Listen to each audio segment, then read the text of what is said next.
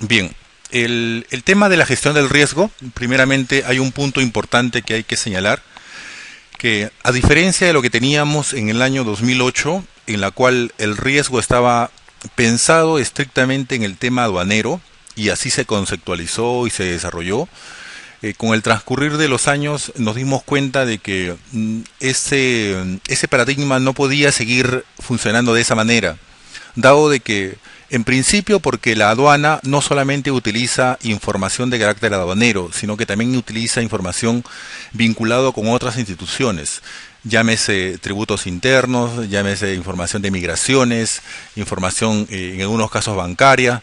Entonces, bajo ese concepto es que se subió un poco más el nivel de abstracción y se pensó en armar una solución que no solamente funcionase para la realidad aduanera, sino en general para cualquier organización. Y eso permitió de que no importase el tipo de información que puedan tener las organizaciones, este sistema pueda ser capaz de poder analizar esa información. Siempre que tengamos los accesos, siempre que podamos, siempre que esa información esté informatizada, esta herramienta tiene la posibilidad o la virtud de poder analizar esa información e incorporarla dentro de su análisis. Por eso de que dentro de lo que ustedes van a ver, ya no se habla de gestión de riesgo aduanera, sino que se habla en general una gestión del riesgo aplicada a cualquier tipo de administración pública. La gestión del riesgo, como ustedes saben, es un conjunto de pasos, es una manera integrada de poder definir una política, una estrategia, definir los procedimientos o la manera como vamos a poder nosotros aplicar ese ciclo de la gestión del riesgo, ¿no? En la cual identificamos el riesgo, lo analizamos el riesgo, vemos cómo podemos tratarlo o mitigarlo, vemos cómo podemos monitorear y supervisar su control. Todo eso es lo que involucra el riesgo. Una herramienta informática es un componente que nos va a ayudar a facilitar, a automatizar ciertas tareas, pero realmente no es todo tampoco, ¿no? Sino que hay un conjunto de cosas mucho más que una herramienta informática que tenemos que tener en cuenta para poder gestionar el riesgo. Ahí vamos a poder encontrar, por ejemplo, cuál es la directriz que la aduana o la dirección, en este caso Junta de Aduanas, va a determinar para saber cuáles son las áreas de riesgo más prioritarias sobre las cuales debemos enfocar nuestros esfuerzos. Hay ciertos lineamientos que hay que tener en cuenta al momento de esto comenzarlos a implementar.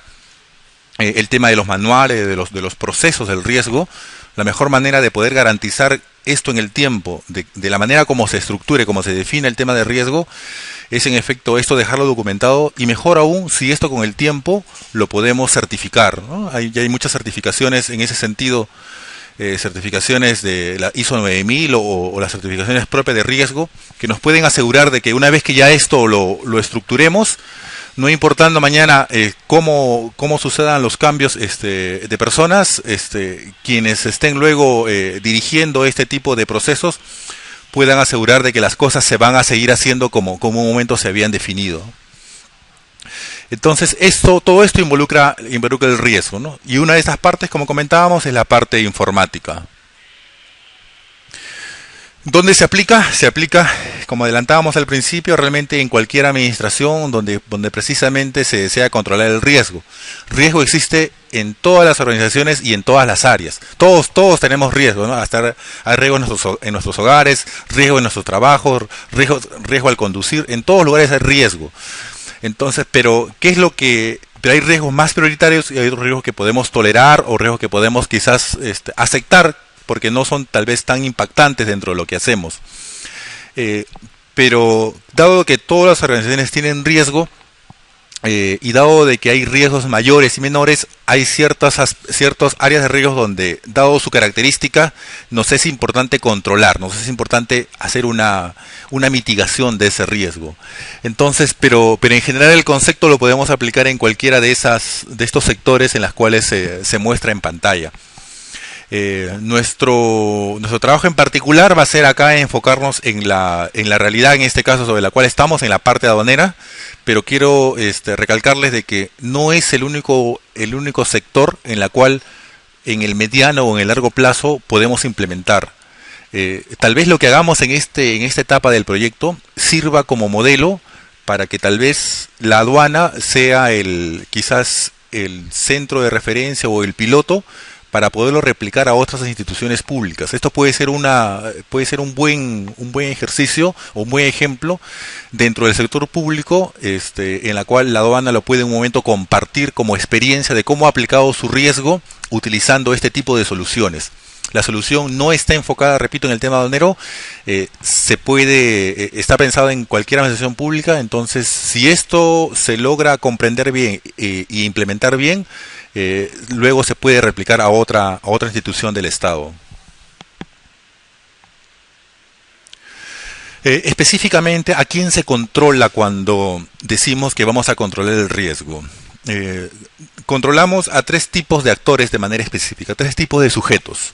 Primeramente pueden ser personas naturales, es decir, por ejemplo, cuando estamos nosotros aceptando una declaración aduanera, cuando tenemos un funcionario en una determinada aduana que está recibiendo las declaraciones que está presentando el agente de aduana, o tenemos una persona en las oficinas de recepción de trámites administrativos que están presentando sus reclamos, sus solicitudes, sus inscripciones, sus X trámites administrativos que realice un operador de comercio, hay una persona ahí que recibe los trámites. Esa persona tiene la responsabilidad de velar de que el trámite que se está presentando o la declaración que se está presentando cumpla con todo lo que dice la normativa, ¿no? Si presento una solicitud y esa solicitud decía que debe presentar determinados requisitos, pues la persona que está ahí, su función es justamente verificar que eso se cumpla. Pero si esta persona admite un trámite o admite una declaración a sabiendas de que no tiene todos los requisitos y él lo ingresa a la interna de la organización, entonces ahí hay un riesgo, porque puede ser de que esa declaración o ese trámite esté relacionado con un tema realmente crítico para la institución, una devolución de dinero, o tal vez una exoneración de un pago, o tal vez la liberación de una determinada mercancía, en la cual se le está administrativamente brindando la solución, pero sin que ese trámite haya cumplido todos los requisitos que exige la ley. Entonces, ahí tenemos un riesgo en la persona que está encargada de realizar esa labor. Entonces, ¿cómo controlamos el riesgo ahí? Entonces, tenemos que ver qué factores, en este caso, qué información nos va a permitir poder calificar el riesgo de las personas que están participando en ese tipo de acciones. Entonces, ahí tenemos personas naturales a las quienes evaluamos el riesgo, como también pueden ser las personas, por ejemplo, encargadas de hacer la revisión física de las mercancías, ¿no? O sea, igual, nuestros aforadores también presentan un riesgo, ¿no? Si realmente ellos están haciendo o no su labor, pues podemos hacer un ranking, una valoración del riesgo y ver qué funcionarios o qué aforadores son más riesgosos que otros. Podemos también aplicar el riesgo a personas jurídicas, a empresas, ¿no? Ahí tenemos ya los famosos importadores, exportadores, los diversos operadores de comercio exterior vinculados con un RTN, en las cuales igualmente le podemos aplicar el riesgo. Aparte de eso, también la institución, por ejemplo, puede calificar el riesgo a las empresas proveedoras de diversos suministros o servicios que le brinden a la institución. Por ejemplo, hay una serie de consultorías o servicios que la institución convoca anualmente. Tiene un conjunto de empresas proveedoras, pero ¿cómo sabemos cuál es el comportamiento de estas empresas? Entonces, si la institución tuviese interés en particular en un área relacionada con este tema, igualmente podría valorar el riesgo de estas empresas proveedoras, ¿no? Cuál es el monto en la cual ellos están cotizando, cuál es el tiempo en que se demoraron en elaborar o en cumplir con el servicio que se habían comprometido, cómo desempeñaron el servicio, cuál es la opinión de las áreas usuarias en las cuales se brindó el servicio sobre ese trabajo en particular. O sea, hay muchas formas de medir el riesgo y poder finalmente sacar un ranking y saber la siguiente vez que vengo de una empresa proveedora, pues como institución ya tengo calificado su ranking y saber, bueno, cómo él se comporta ante nosotros, ¿no? Y también podemos calificar el riesgo específicamente en documentos. Y ahí viene el ejemplo de las declaraciones, ¿no? Cuando calificamos el riesgo de una declaración de mercancías, ahí estamos calificando el riesgo de un documento.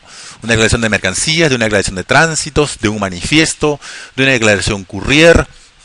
Ahí realmente es quizás dentro de nuestra realidad el mayor número de casos o escenarios donde vamos a poder aplicar este tema de riesgo. Pero esas son en general todas las áreas donde podemos nosotros poder aplicar este concepto del riesgo. En general, cualquier organización tiene un determinado mapa de procesos. Esto no es el mapa de procesos de la DEI, pero en general una organización tiene sus procesos llamados estratégicos. los misionales y los de apoyo, ¿no? Los de soporte. Eh, el riesgo usualmente se centra o es de mayor interés en los procesos llamados misionales, ¿no? En la cual está el core del negocio. Sin embargo, las instituciones con el tiempo lo que están haciendo es de que el proceso de riesgo, el área que gestiona esa parte del riesgo, está pasando de ser un proceso de apoyo a ser un proceso estratégico dentro de la organización. ¿Y esto por qué? Porque el área que vea la parte de riesgo, como tiene que ver en general toda la organización, acceder a diversas fuentes de información, tener una visión un poco más global y no centrada nada más en una realidad específica del área, es por eso de que se le está dando ese nivel de importancia, las organizaciones le están dando ese peso a las áreas de riesgo para que puedan a ese nivel poder pedir la información a cualquiera de las unidades o de las áreas en las cuales ya se ven, por ejemplo, los procesos misionales.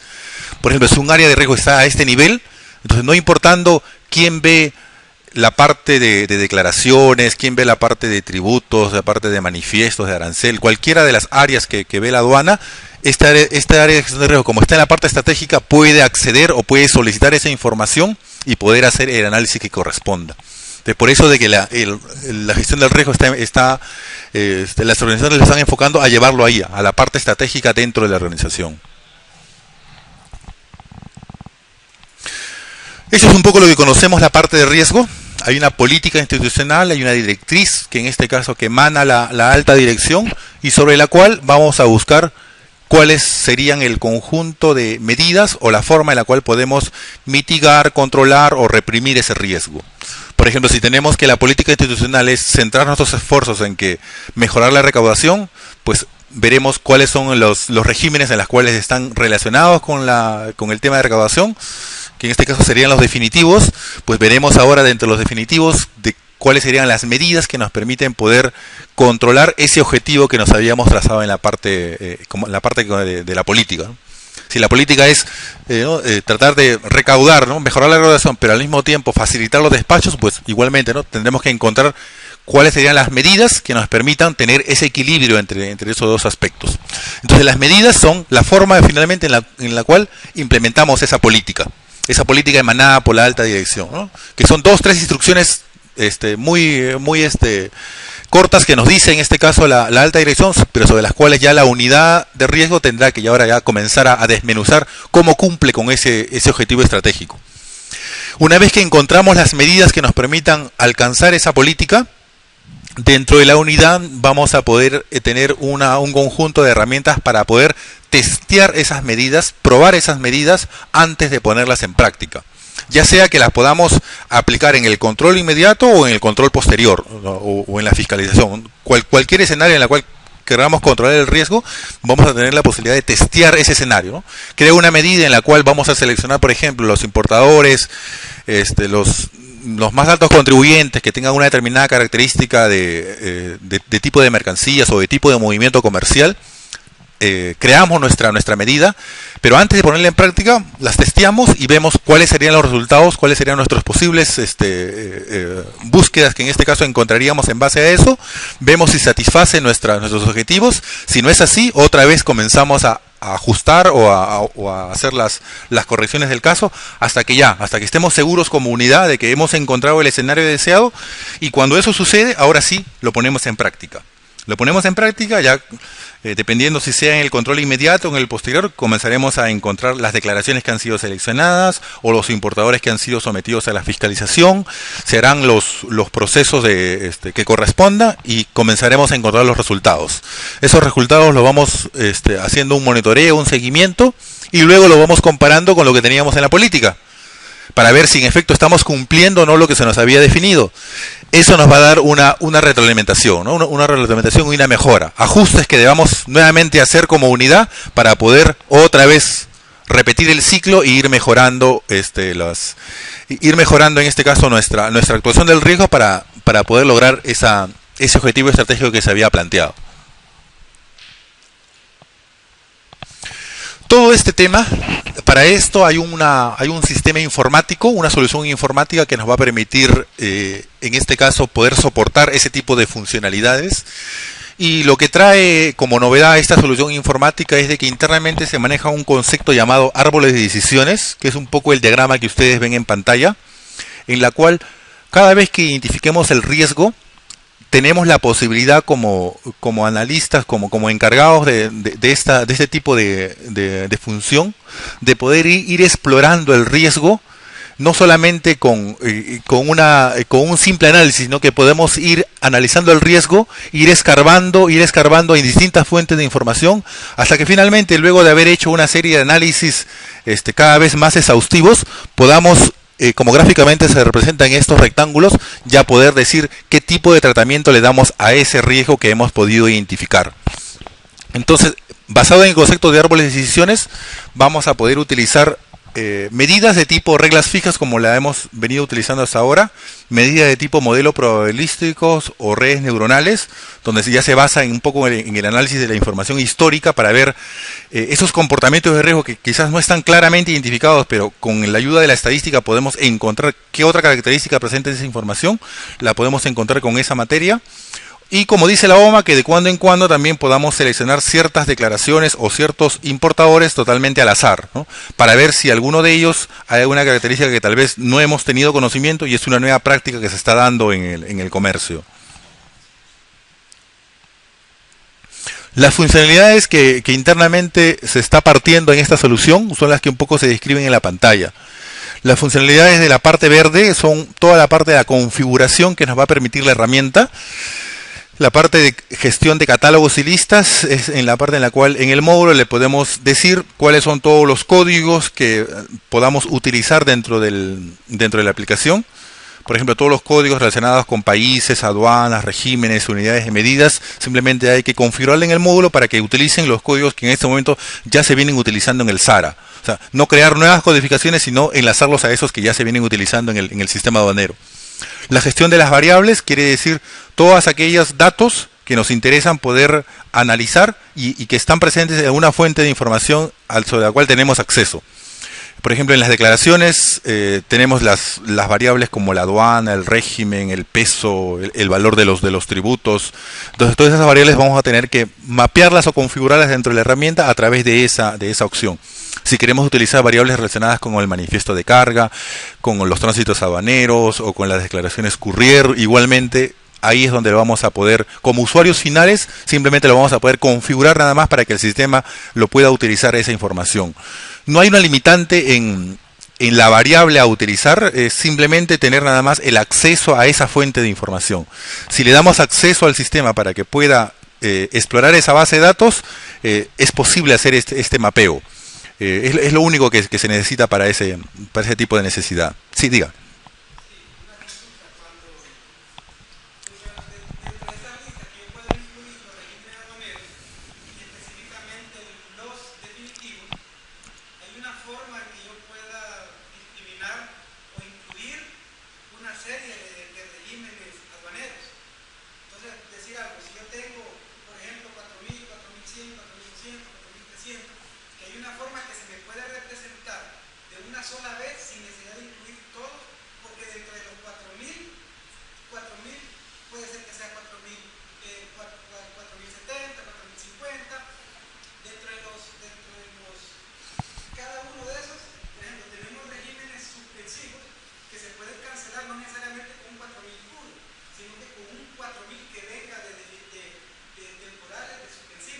Uh-huh. Una forma en que yo pueda decir algo que comience con un 4, que yo pueda, por los primeros dos dígitos, por los segundos dígitos, usar el parámetro de prioridad. Sí es posible hacer eso. Sí, y ahora quizás cuando entremos a la aplicación, vamos a poder ver que en efecto hay un operador que nos permite hacer eso, ¿no? Que quizás como usted dice, simplemente preguntar nada más si cumple una determinada característica al inicio y no importa lo que venga después, que ya lo reconozca, que aplica, ¿no? Sí, es posible hacer eso. Después tenemos la parte de los sujetos de riesgo, donde ya dependiendo de a quién queremos controlar el riesgo, podemos decirnos si vamos a controlar a una persona, si vamos a controlar a una empresa, a un documento en particular. Ahí podemos en general aplicar el riesgo a distintos escenarios que tengamos interés. Todo esto, lógicamente, también como parte de la configuración queda un rastro de auditoría por los temas de control sobre el cual somos sujetos como administración pública. Todo lo que se haga dentro de la aplicación queda ahí un porqué, un historial de cómo han venido sucediendo los hechos. Luego ya viene la parte ya, el componente azul, donde ya es propiamente el manejo de de cómo se va gestionando el riesgo, ¿no? Hay un conjunto de funcionalidades destinadas a gestionar la política institucional, ahí donde podemos registrar la política, consultar la política o hacer modificaciones de la política. La parte de las medidas, ahí vamos a poder registrar las reglas fijas, modelos probabilísticos, las redes neuronales, la parte de los métodos aleatorios. En la parte de los testeos, donde podemos testear aquellos que hemos registrado en el componente anterior. La parte de fiscalización, hay un componente especial porque, si bien es cierto, se utilizan también medidas en la parte de fiscalización, hay ciertos criterios que se van a tener que definir de cómo se van a seleccionar los casos, pero en fiscalización hay un componente en particular, dado de que fiscalización no entrega la información en línea como lo hacen en las declaraciones, sino que ya hay un programa de fiscalización que se define anualmente al inicio de un periodo de un año determinado, y sobre la cual ya se estipula cuáles son los sectores o cuáles son los programas de fiscalización que se van a actuar durante el año. Eso un poco se refleja acá, para luego ya combinarlo con la parte de medidas. La parte de determinación del perfil de riesgo es cuando ya tenemos todas las medidas, hemos testeado, y ahora sí, el sistema, el módulo comienza a leer toda la información y determina qué declaraciones o qué contribuyentes van a ser sometidos a control. Todo eso va quedando dentro de la parte de la determinación del perfil, ¿no? Digamos, el corazón, el que va leyendo todo lo que hemos registrado y dice, ¿no?, quiénes son riesgosos y quiénes no. Hay otro componente que es la parte de las alertas, que un poco les adelanto, que es, hasta ahora, la forma como se ha venido aplicando el riesgo es que ha sido en un proceso, en un paso puntual dentro del proceso aduanero.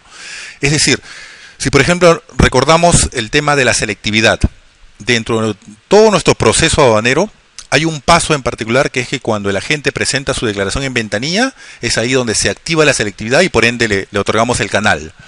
Sin embargo, el riesgo en sí, el riesgo que nosotros tratamos de controlar como administración aduanera, no necesitamos que se presente el agente de aduana a ventanilla para saber si esa declaración es riesgosa o no, o quienes actúan en esa declaración son riesgosos o no.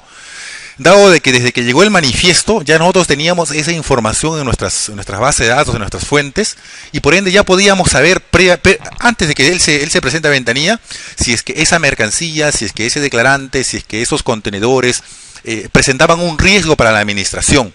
Entonces, el concepto de las alertas es de que no esperar de que el operador se presente o que suceda un hecho, un punto específico dentro del proceso, como era el caso de presentarse a la ventanilla a dejar sus documentos, sino que tener la posibilidad de que la administración esté como un radar, censando en cualquier parte del proceso aduanero, y apenas se detecte el riesgo, inmediatamente comunicar al área o a las personas interesadas en saber de que ese hecho ha ocurrido.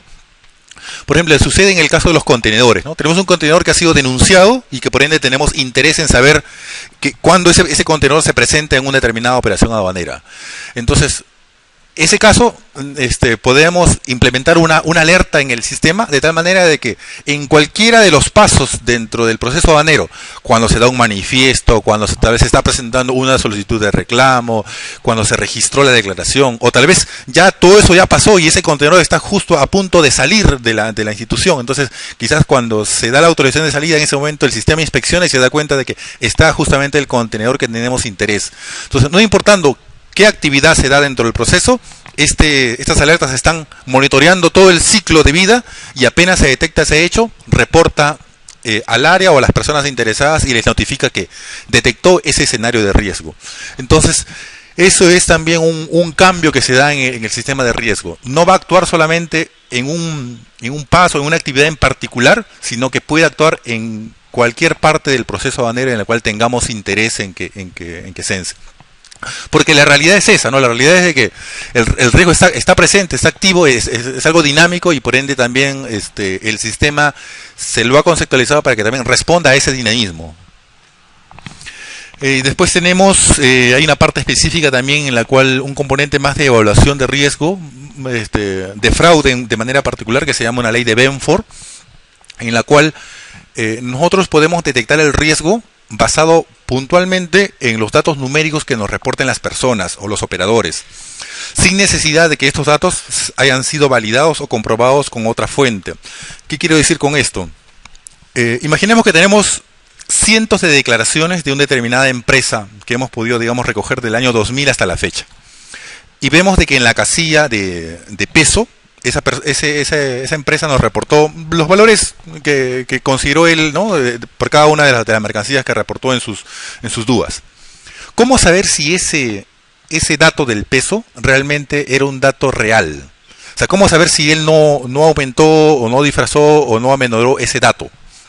Entonces, para eso existe una ley que se llama justamente la ley de Benford, donde analizando datos numéricos, datos que no tengan ninguna restricción en cuanto a valores mínimos y valores máximos, o sea, quiere decir datos que el usuario pueda poner en algunos casos un valor como 0, como 1, o como pueda poner en otros casos datos como 1000 o 1.000.000, o sea, datos muy abiertos, que no estén acotados en la realidad. Si tenemos datos de esa característica numérica que no tengan ese nivel de acotamiento, con la ley de Benford es posible analizar esa información y saber si quien consignó esos datos realmente lo está extrayendo de la vida real, o es que está fabricando o está él manipulando esa información. Eso es lo que Benford con sus estudios logró hacer. Datos numéricos que tengan una libertad en no estar acotados con ningún tipo de naturaleza. Si tenemos por lo menos 500 registros, 500 datos históricos de esa naturaleza, y en lo cual en nuestros tipos de operaciones se da, podemos llegar a detectar quiénes se comportan, quiénes están haciendo un fraude en ese tipo de datos numéricos. Entonces, y para eso no necesitamos haber revisado esas declaraciones todas pudieron haber salido verdes, no hay necesidad de que hayamos practicado revisiones físicas o comprobaciones, simplemente con lo que él nos reportó nada más es posible tener un indicio bastante confiable sobre eso. Y finalmente tenemos ya la parte de las consultas, reportes, que también se ha madurado bastante en ese aspecto y seguramente se va a enriquecer también en esta etapa, igual dependiendo de todas las fuentes de información sobre las cuales vamos a tener acceso. Todas esas fuentes de información, no importando cuál sea la naturaleza, es lo que en este caso la solución va a poder explorar, ¿no? Ahora nada más es de que ya cuando comencemos a trabajar en esto podamos identificar, podamos ver cuáles serían esas fuentes, pero no hay una limitante en poder explorar las fuentes de información para incluirlas dentro del sistema.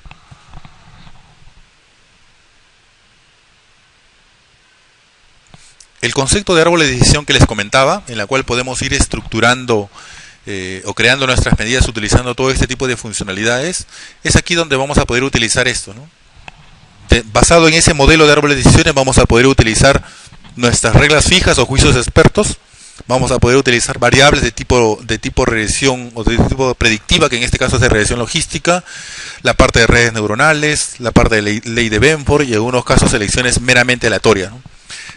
Todas estas combinaciones las vamos a poder hacer en nuestras medidas, en la manera como identificamos el riesgo, y una vez que ya detectemos el caso en particular que estamos interesados en mitigar, pues dispararemos con alguna acción cómo queremos que se notifique este riesgo. Una forma es expresarlo con un canal, decir qué declaraciones son sometidas a canal rojo, amarillo o verde. Tal vez en algunos casos el riesgo se necesita no que se exprese en un canal, sino que un determinado cálculo. Por ejemplo, detectamos declaraciones en las cuales sabemos de que el monto que nos están declarando no es ese valor que deben pagar, sino es otro valor, producto de los análisis que hicimos. Entonces, el riesgo puede ser detectar ese caso, pero decirle cuánto es lo que debió haber pagado, ¿no? O cuánto es lo que está dejando de pagar, tal vez, producto de que ya detectamos ese escenario, ¿no? Tal vez para el área no es de interés decir con un semáforo esa expresión, sino decirle numéricamente cuánto es el valor. Entonces el sistema podría también expresarlo de esa forma. O tal vez simplemente nuestro interés sea de que le notifiquemos con un determinado mensaje, una alerta, una vez que identificamos ese el caso, como era el caso del tema del contenedor que decíamos, ¿no? Encontramos el contenedor, ya ubicamos dónde estaba, entonces notificamos con una alerta determinada, un mensaje estructurado, específico, y le decimos, ¿no? El contenedor tal se encuentra en tal bodega, y ha sido quizás declarado con tal empresa, con tal declaración, de tal manera de que esa información le llegue a la persona o al área de interés. Sí.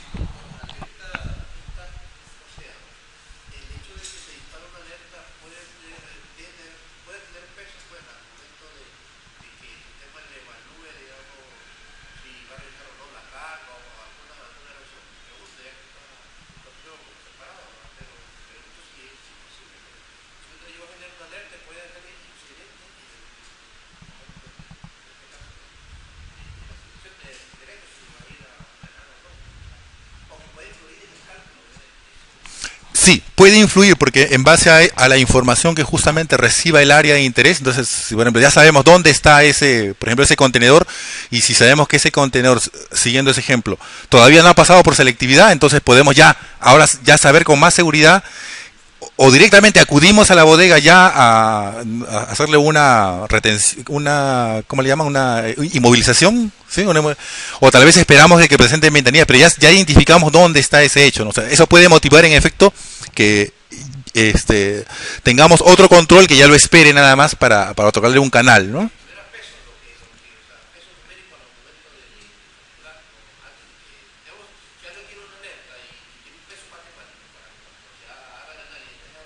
Sí.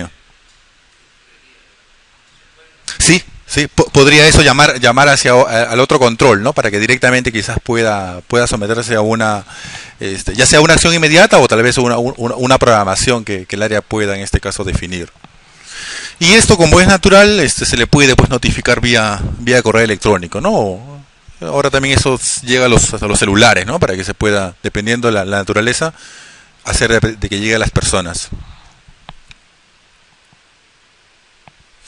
Eso es un poco lo que le adelantaban antes del tema de las alertas, ¿no? Hasta ahora hemos un poco activado el tema en el caso del control inmediato en el momento en que se presenta la declaración en ventanilla, ¿no?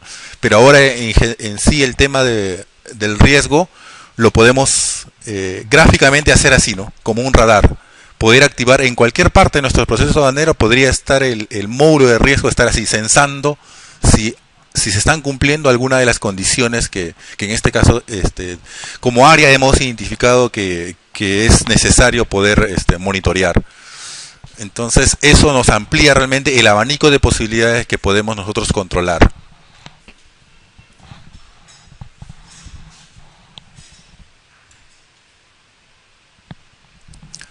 Las medidas, esas medidas en las cuales registramos, en este caso las diversas formas como podemos controlar el riesgo, tienen un ciclo de vida. Primeramente, toda medida parte del inicio de que, como algunas medidas pueden ser muy complejas, como algunas también muy sencillas, pero aquellas que son complejas, a veces es necesario simplemente guardarlas como un borrador o dejarlas como retenidas, de tal manera de que el analista pueda seguir construyendo su medida hasta que dice, bueno, hasta que confirma que ya está seguro de que ha estructurado la lógica, en este caso de búsqueda, en base a lo que había contemplado. Entonces, hay una posibilidad de todavía dejar como retenida o dejar como borrador la medida, hasta que finalmente ya el analista confirma que esa medida está creada. Una vez que está creada, hay una unidad encargada de hacer la revisión de esa medida. Hay unos analistas que van a registrar la medida, pero debería haber una persona que pueda supervisar que el analista ha podido registrar adecuadamente esa medida en base a la política que se había definido. Si observa algo, el revisor lo puede devolver nuevamente al analista para que él se vuelva nuevamente editable la medida y pueda hacer las correcciones del caso. Y eso igualmente puede haber N círculos ahí, ¿no? N iteraciones ahí, hasta que finalmente ya se confirma que la medida ha quedado adecuadamente construida. Finalmente, una vez que el revisor da su aprobación, hay un último paso en el cual el jefe del área o el jefe de la unidad debería ya autorizar de que esa medida se pone en producción o se pone en práctica. Entonces, internamente queda todo este ciclo. Se registran todas las personas que van actuando en cada uno de los, en este caso, de los estados, de tal manera que se tenga la evidencia, ¿no?, de quién creó la medida, quién modificó, o quién hizo alguna aprobación o supervisión sobre la misma.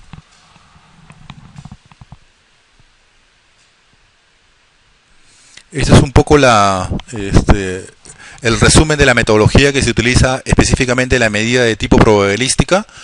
Internamente lo que se hace en la solución es de que toda esta parte estadística queda automatizada y el analista básicamente lo que tiene que decir es qué tipo de modelo quiere construir, qué tipo de información histórica es la que desea considerar ante el análisis, 3 años o 5 años de información, y sobre eso el sistema comienza a desarrollar toda la metodología estadística que permita construir, en el caso de los modelos probabilísticos, específicamente un modelo de regresión logística.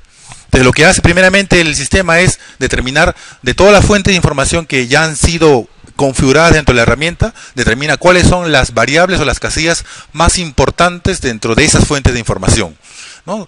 Entonces comienza a determinar quiénes qué casillas en este caso o qué variables no están correlacionadas, cuáles son las independientes, cuáles no están inmersas dentro de otras y cuáles son significantes dentro del propósito que se desea analizar. Luego comienza a determinar la llamada lista de dominio, que quiere decir que, por ejemplo, si la variable contribuyente fue seleccionada dentro de un modelo determinado, la variable contribuyente va a tener un peso o una importancia dentro del modelo. Pero dentro de la variable contribuyente encontramos n contribuyentes que podemos encontrar en la historia. Cada contribuyente de manera específica va a tener también una puntuación de riesgo. O sea, no todos los contribuyentes tienen la misma calificación porque se hace un análisis también detallado de cada uno de ellos. Si seleccionamos la variable país, igualmente, ¿no? Cada uno de los países, ya sea de origen, de destino o de procedencia, van a tener también un peso específico. Entonces, por cada variable se genera una lista específica por cada uno de los elementos que la conformen. Luego ya se generan los coeficientes, el peso que va a tener cada variable. En el cuarto paso, como en todo modelo estadístico, se trata de encontrar la bondad de ajuste o cuál es el modelo que mejor responde a la realidad. Porque dado que tenemos matemáticamente una ecuación con n variables, hay también n soluciones. Y lo que se trata en el cuarto paso es de elegir la mejor solución. ¿Cuál es la mejor solución que se ajusta en este caso al propósito que estamos buscando? Y en el quinto paso, finalmente lo que hacemos es ajustamos el modelo de tal manera de que seleccione el porcentaje de casos que la institución ha definido como en este caso como adecuadas dentro de nuestra capacidad operativa que tenemos para atender, ¿no? Si tenemos como política tal vez no superar el 30 o el 40% de revisión en una determinada aduana, pues ajustamos el modelo de tal manera de que ese porcentaje de más riesgosos nada más sean los que sean sometidos a control. Entonces, pero todo esto lo hace ya la herramienta internamente de manera automatizada, ¿no? Ya cuando veamos en la semana siguiente los ejercicios que vamos a hacer con ustedes, van a poder ver cómo esto actúa dentro de la solución. En el tema de riesgo siempre se ha hablado de esto, ¿no? El concepto de riesgo es que nosotros debemos seleccionar los casos en los cuales exista la mayor frecuencia y el mayor impacto, ¿no? Esto es lo que dice la teoría del riesgo. Aquello que tenga mayor frecuencia o mayor ocurrencia, y aquellos que impacte más o que nos signifique a nosotros como institución un mayor daño, entonces quienes cumplen esas características son aquellos que en este caso debemos seleccionar como de alto riesgo. ¿Esto cómo se empata con lo que hemos mencionado en la parte anterior? Se empata de la siguiente forma. Bajo esa matriz que tenemos, o este cuadrante que tenemos, lo que tenemos que identificar nosotros es cuáles son los diversos criterios o las diversas variables que nos van a permitir medir la frecuencia o la ocurrencia del riesgo. Entonces aquí podrían haber n factores, he colocado alguna de ellas, por ejemplo, los diversos hallazgos que podamos encontrar en el comercio exterior, ¿no? Las incidencias o los valores que hemos ajustado a las declaraciones. En el tema de tributos internos, mezclando ya con otra fuente de información, podemos cuantificar, por ejemplo, en cuántas declaraciones un contribuyente presentó incumplimiento de presentación o fue omiso dentro de sus declaraciones. En cuántas de ellas hubo una diferencia en las retenciones que hicimos en la parte de tributos internos. En general podemos ir encontrando diversas características en las cuales me midan simplemente cuántas veces se dio ese riesgo. No preguntamos el monto, no preguntamos de qué valor estamos hablando, sino cuántas veces le hemos encontrado hallazgo, le hemos encontrado un comportamiento irregular a esa persona, a esa empresa, a ese país, a esa aduana en la cual estamos analizando. Entonces, ahí estamos midiendo en términos de lo que nos dice la teoría, la frecuencia, cuántas veces ocurre el riesgo. Y cuando hablamos de impacto, vamos a analizar ahora esos factores, pero ahora ya en el factor económico. ¿Cuánto significó esos hallazgos? ¿Cuánto significó esos incumplimientos o esas retenciones? Entonces aquí ya en la parte de impacto medimos los indicadores en términos del monto.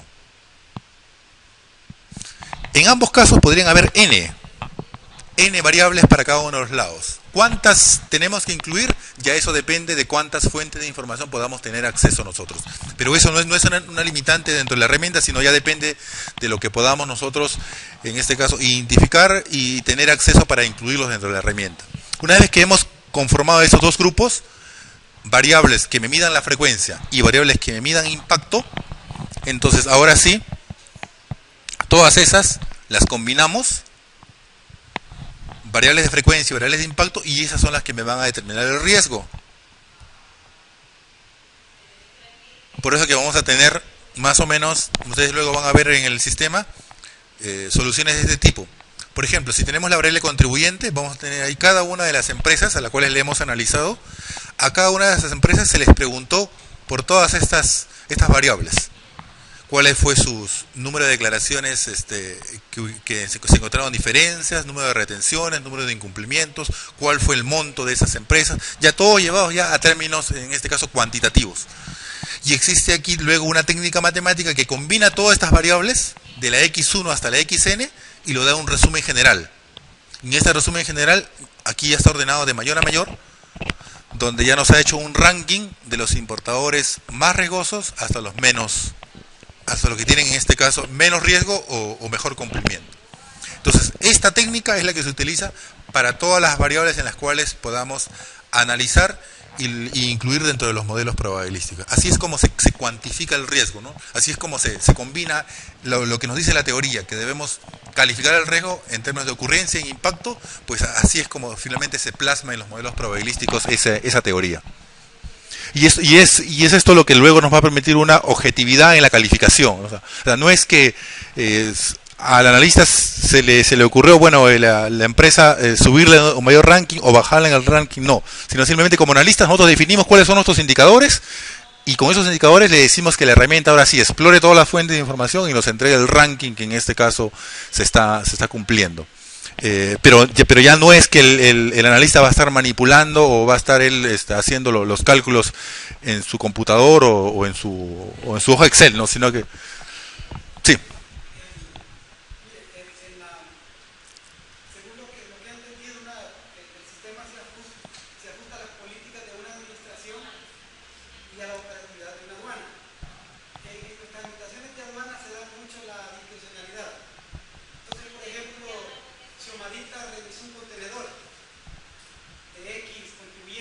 Sí. Y le aplicó cierta cantidad de ajustes. Pero vengo yo y a ese mismo contribuyente con las mismas características, yo le aplico un valor menor. Entonces ahí tenemos un riesgo, dependiendo de quién tenga la selectividad de la declaración. Será ese caso, será otro. Por ejemplo, el sistema de riesgo asigna canal. Entonces el sistema SARA espera que riesgo asigne canal para él asignar selectividad. Asignarle el funcionario que va a hacer la revisión. Sí. Entonces muchos lo que hacen es, el sistema, no sé si todavía está así, maneja cierta carga de cada forador. Entonces tú una foradora y se pone de acuerdo con la gente de adentro y le dice, espera, ahorita tengo mucha carga. Y él empieza a trabajar y empieza a bajar su carga. Le dice, ahora sí, ya bajé mi carga, registrar la declaración, porque hay una probabilidad alta que le salga con él. Entonces, se ve manipulada de esa forma no la selectividad, sino la asignación de la beneficiaria. Así es. Con este sistema podemos controlar de cierta forma Sí, porque, por ejemplo, en los casos puntuales que usted me comenta, en el tema, por ejemplo, de que los revisores comienzan a liberar su carga para crear las condiciones, ¿no? de que pueda ser asignado. Entonces, lo que se puede crear son variables, así como estas variables, que midan, por ejemplo, el tiempo en la cual se demora ese revisor en hacer el proceso de aforo, ¿no? O sea, por ejemplo, si encontramos, y van a salir que unos se demoran, por ejemplo, desde que fue asignada la declaración hasta que él liberó la carga, van a haber unos que, por ejemplo, tengan 8 horas, 6 horas, otros que quizás tengan nada más minutos o un tiempo bastante corto, ¿no? Entonces vamos a poder encontrar características ahí que nos permitan decir, determinados, en este caso oficiales, realmente no están haciendo su labor, ¿no? O sea, cuantificar el riesgo de una manera objetiva, de tal manera que podamos identificar quiénes están manipulando o haciendo ahí artificios para justamente evadir ese tipo de controles, ¿no? Entonces, pero sí hay forma de poderlo medir, sí hay manera de poder identificar quiénes se comportan mal y lógicamente que eso luego sea un peso o un factor para que, ya no en el control inmediato, ¿no? porque lamentablemente en el control inmediato no sabemos, se da canal y después se da el revisor, así que no influye eso en la determinación del canal, pero sí va a influir en el momento que se someta a fiscalización de declaraciones, porque ahí sí ya tenemos el comportamiento de los revisores y por ende podemos incluir ese factor en el momento que se seleccionen esos casos. Pero sí es posible hacer eso.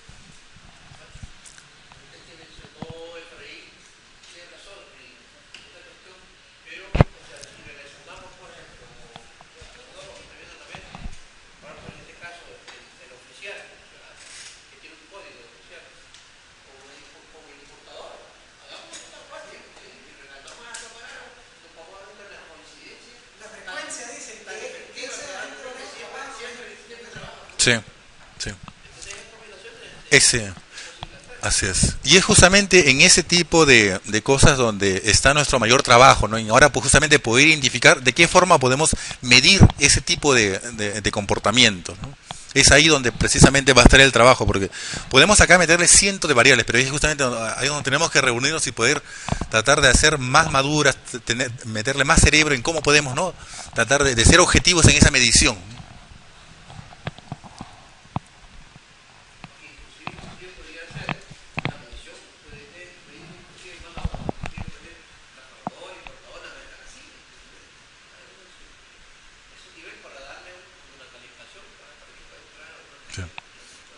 Hemos encontrado unas aduanas, ¿no? Que por ejemplo se daba en la frontera, ¿no? Que daban la liberación justamente de las mercancías y las daban precisamente en horarios nocturnos, ¿no? O sea, en horarios digamos, en las cuales, bueno, lógicamente hay una característica singular de menor control y todo. Ahí es donde daban, donde había oficiales de que solamente actuaban en esos horarios nada más. Ahí es donde liberaban la carga, ¿no?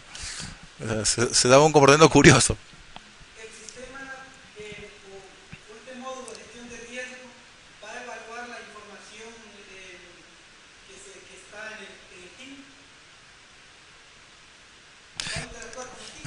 Sí, sí, o sea, sí puede, o sea, sí puede. Ahora lo que hay que analizar ahora cómo está el team, eso es lo que hay que ver. O sea, si usted me dice que se lo puede analizar, lo puede analizar, eso no es problema. ¿Qué es lo que pasa en la frontera? Por ejemplo, yo en el país de partida, yo registro mi ducto. Sí. Entonces, él va pasando de la aduana en aduana, de país en país, dependiendo de dónde salga.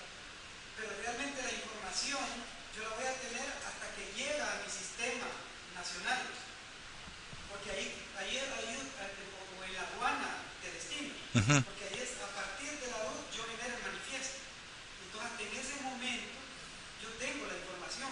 Que lo ideal sería que yo tuviese la información desde el punto de partida. ¿Por qué? Porque es un juego que se hace. Desde el punto de partida yo vengo con una documentación, pero en la aduana de destino yo cambio los documentos y llego con otra documentación.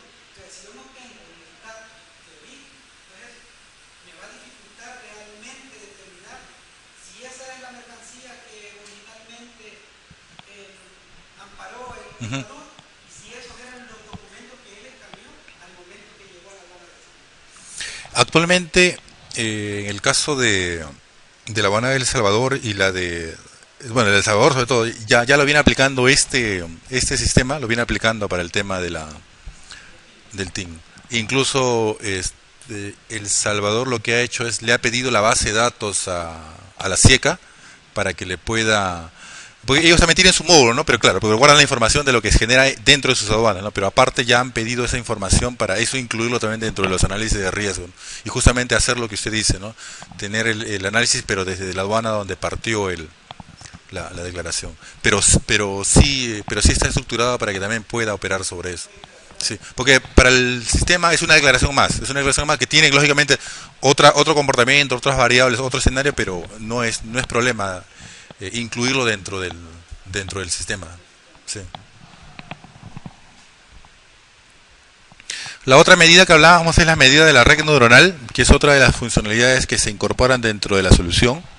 Que esto, a diferencia del modelo probabilístico, es que en el modelo probabilístico, sea un modelo probabilístico lineal o un modelo probabilístico de regresión logística como el que se está utilizando acá, gráficamente lo que se hace es ajustar los datos a una determinada figura, ya sea una recta o sea una S extendida como es la regresión logística. Eso es lo que hace un modelo probabilístico.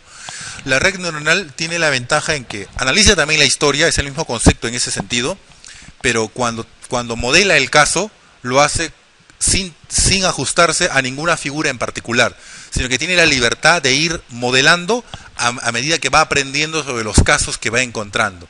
Entonces, una red neuronal puede modelar una recta, una regresión logística o una figura, simplemente una figura X que a priori nosotros no conocemos.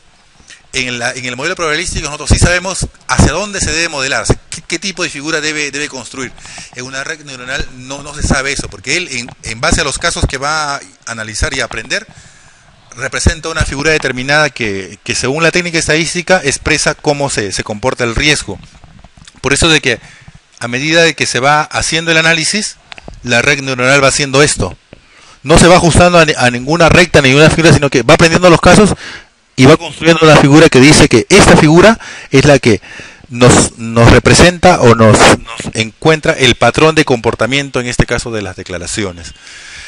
Entonces, eso es la ventaja que tiene en este caso la aplicación de la red neuronal en este tipo de análisis. Entonces, hay ciertas declaraciones en las cuales una red neuronal va a responder mejor y en otros casos va a ser un modelo probabilístico en que detecte mejor el riesgo. La ley de Benford es lo que un poco adelantábamos al inicio, ¿no? El tema de los números, ¿no? Cuando se analizan los números, lo que hace esta teoría de Benford es de que los números deben presentar un cierto patrón de comportamiento. Ese patrón de comportamiento o patrón de uso es lo que Benford encontró en su estudio. Si teóricamente analizamos cientos de datos, debemos encontrar esta frecuencia. Por ejemplo, de que el dígito 1 debe ser utilizado como primer valor dentro del número con un 30% de probabilidad. El dígito 2 con un 17% de probabilidad y así. Estos factores son los que se deben teóricamente encontrar, son los factores teóricos que se deberían encontrar cuando uno analiza la información. Si no se cumple estos factores, o si hay unos... Pueden haber diferencias, ¿no? Pero si esas diferencias son ya muy marcadas, entonces se detecta ese hecho y se dice, ¿no? Ese contribuyente, ese agente o ese operador vinculado con esa declaración no me reportó realmente los datos reales, ¿no? Hay aquí una manipulación de esas cifras. Y ese indicador, producto de todo esto, es un indicador más que le sirve a riesgos para decir si selecciona o no ese caso y lo somete a control. Para saber si cumple o no cumple objetivamente, si está cumpliendo o no esos datos anteriores, se hace internamente una prueba de contraste, ¿no? Donde también de manera objetiva se puede saber si es que se ajustó o no se ajustó a la realidad ese determinado operador. Por ejemplo, podría ser aplicado, por ejemplo, al número de una guía aérea. Las guías aéreas tienen una secuencia. Sí. Difícilmente se va a repetir. Tienen un tiempo de emisión de una. Por ejemplo, si la guía que yo estoy emitiendo ahorita debió haberse emitido antes de las que están actuales, por ese método podríamos utilizar. Bueno, realmente la guía aérea, si bien es cierto, utiliza números, pero en sí es un código, o sea, es un algoritmo, ¿no? Así es. Entonces, realmente ahí no es aplicable, porque o sea, no es que una guía tenga un valor como 1 y otra con un valor como 1.000.000, ¿no? Sino que hay una estructura específica que sigue esa guía. Usualmente ponen ahí el lugar donde embarcó o la empresa que está emitiendo esa guía, el año en que lo emitió esa guía. Hay una cierta característica que tiene esa estructura de ese número. Tiene un algoritmo. Por ejemplo, si usted divide ese número entre 7, el residuo debe ser igual al último número. Sí, Ese es el algoritmo que utiliza para ver si un número es válido. es válido. Ujú. Por eso le digo, pero se da eso, que se juega mucho con los números de guía. ¿Por qué? Porque eso es lo que da la impresión es que él cambió la argumentación en el momento en que llegó a la verdad. Sí, le comprendo. Pero no es ese tipo de casos en los cuales... No. Aquí puede decir, por ejemplo, sí pueden ser pesos, valores de CIF, de FOB, de flete. En el caso de tributos internos hay mucho más, ¿no? Porque ahí hay casi todas las casillas que se reportan en una declaración de IVA o de rentas, todos están relacionados con cuánto pagó los trabajadores, cuánto pagó por importación, por exportación, ¿no? Ese tipo de valores numéricos son esos los que, en este caso, son ese tipo de datos los que se podrían analizar acá. Usted dice como encontrar algún tipo de variación en la declaración de las vías aéreas y en base a eso generar una variable para poder hacer analizar el riesgo. Así que, por ejemplo, más que todo se da en las empresas courier. En las empresas courier no hay un orden para la emisión de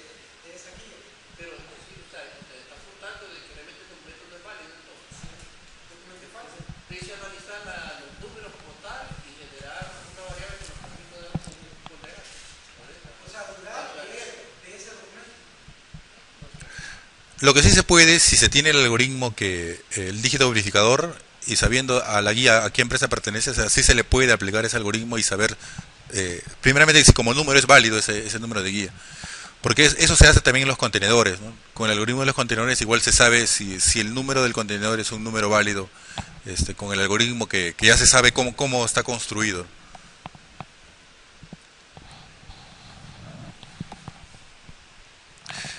Después de todo eso, una de las preguntas que usualmente se hace es, bueno, ¿cuál de todas esas medidas es la recomendable o cuál se debería incidir más?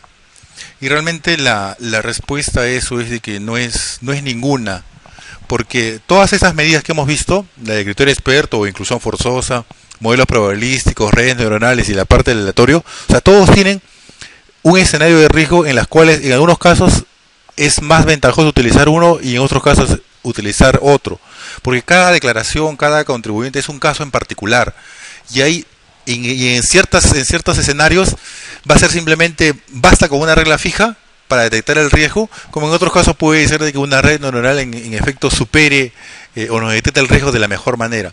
Pero no es que se deba utilizar solamente una de ellas, sino que la utilización conjunta de todas estas técnicas es lo que un poco nos va a poder amortizar de que el riesgo no se nos escape o podamos en este caso controlarlo de la mejor manera.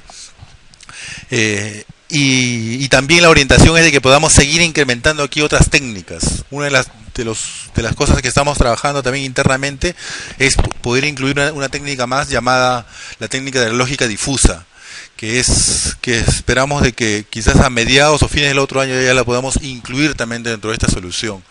Pero el propósito es eso, ¿no? De que tengamos varias técnicas sobre las cuales podamos, cualquiera sea el documento, la persona o la empresa, todas sean sometidas por estas técnicas y finalmente nos diga quién está cumpliendo o no un determinado factor de riesgo.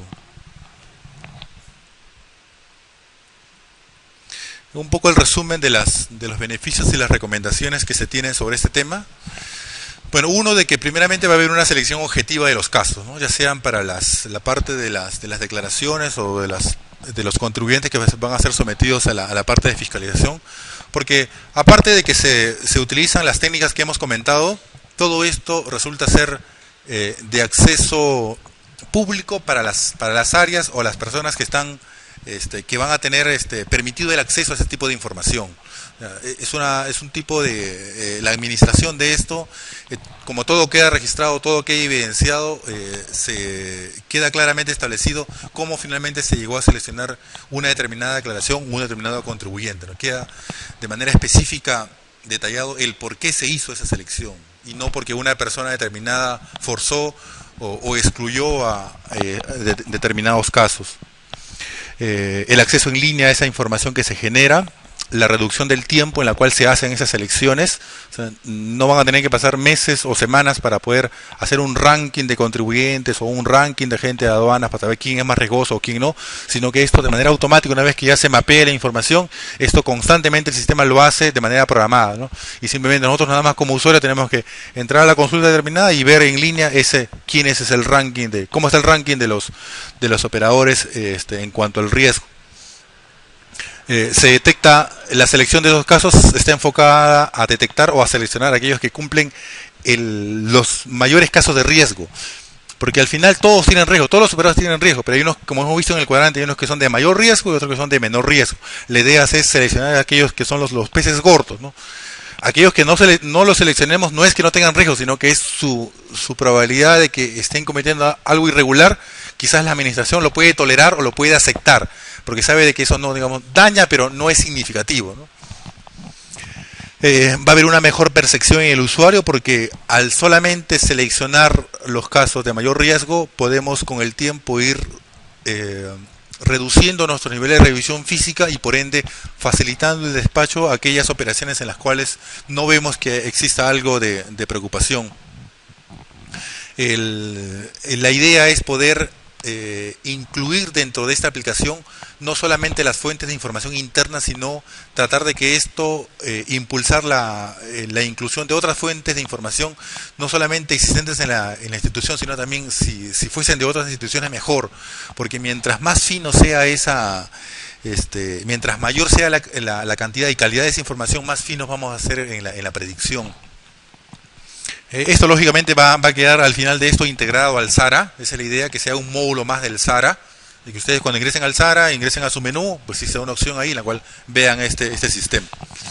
Las recomendaciones es de que de alguna manera tenemos de que fomentar, tal vez en la construcción de la ley que se está haciendo, fomentar el marco sancionatorio que se debe hacer a aquellos operadores que en un momento determinado se les compruebe de que han cometido un acto ilícito. O sea, no puede ser de que simplemente se les ponga una multa nada más. O sea, no basta con eso, debe haber algo más fuerte, de tal manera de que pueda esto con el tiempo ir regulando el sistema, porque si no, si a alguien simplemente se le aplica una determinada multa que para ellos no significa mucho, y les permitimos seguir operando, seguir trabajando, entonces no hay una acción realmente que pueda ir corrigiendo ese tipo de anomalías.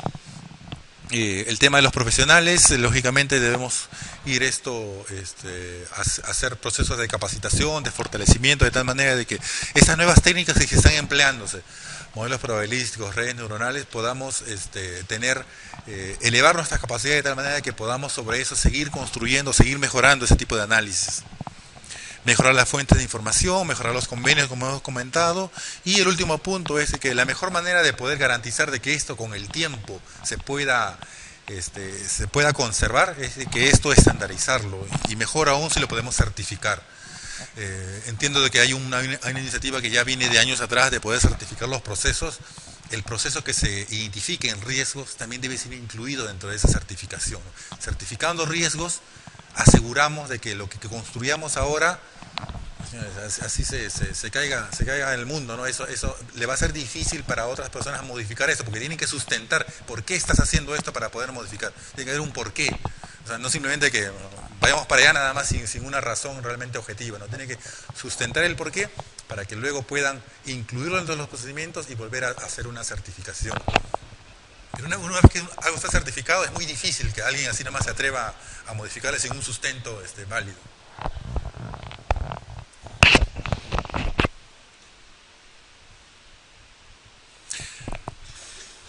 Vamos a pasar acá un poquito, yo lo tengo aquí en pantalla, pero vamos a pasar un poquito en la aplicación directamente para hacer un resumen de cómo se estructura esto en el sistema. Sí.